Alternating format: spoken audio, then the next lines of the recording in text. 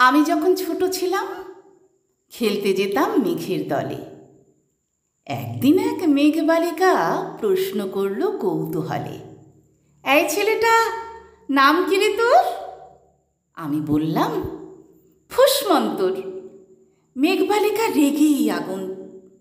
মিথ্যে কথা, নাম কি অমন হয় কখনো? আমি বললাম, নিশ্চয়ই হয়, আগে আমার গল্প শোনো। সে বলল, শুনবো না, যা। সেই তো রানী, সেই তো রাজা, সেই তো একই ঢাল তলোয়ার, সেই তো একই রাজার কুমার পক্ষীরাজে। শুনবো না আর, ওসব বাজে।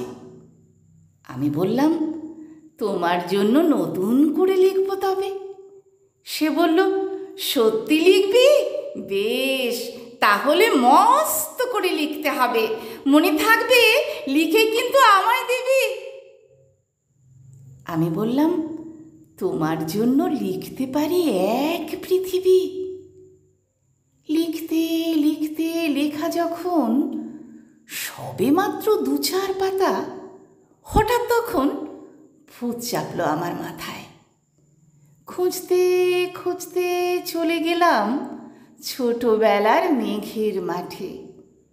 গিয়ে দেখি চেনা মুখ তো একটিও নেই তল্লাটে। একজনকে মনে হলো ওরই মধ্যে অন্য রকম।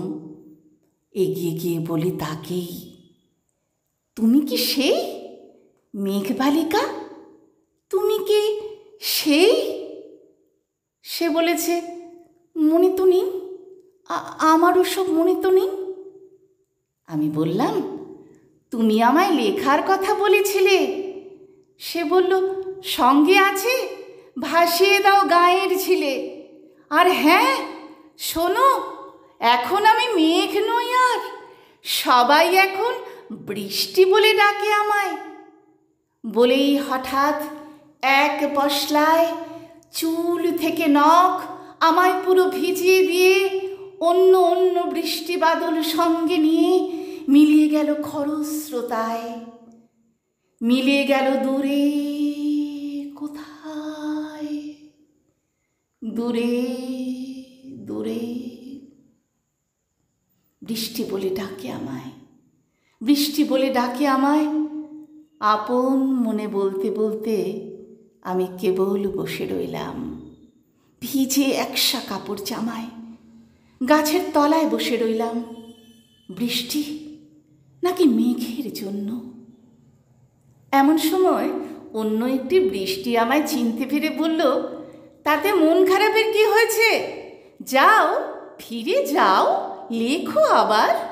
এখন পুরো বর্ষা চলছে, তাই আমরা সবাই এখন নানান দেশে ভীষণ ব্যস্ত।